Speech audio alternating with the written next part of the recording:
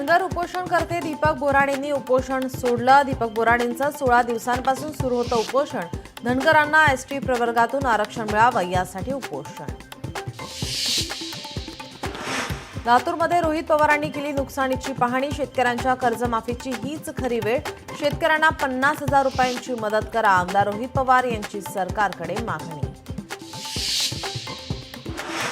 राज्यात आता दुकानं, हॉटेल 24 तास खुली ठेवण्यात येणार। दारूची दुकानं, हुक्का पार्लर, देशी बार वगळून इतर दुकानं सुरू राहणार। सरकारच्या कामगार विभागाने जारी केलं पत्रक।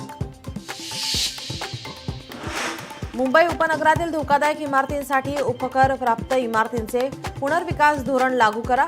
भाजप आमदार मिहिर कोटेचा यांची मुख्यमंत्री फडणवीसांकडे मागणी। 5 वर्षांनंतर भारत आणि चीन विमानसेवा सुरू होणार। व्यापार आणि पर्यटनाला चालना मिळणार। बॉलिवूडचे स्टार कपल ऐश्वर्या बच्चन आणि अभिषेक बच्चन यांनी गुगल आणि यूट्यूब विरोधात दाखल केला 4 कोटींचा दावा। परवानगीशिवाय कपलचा AI व्हिडिओ वापरल्याची तक्रार।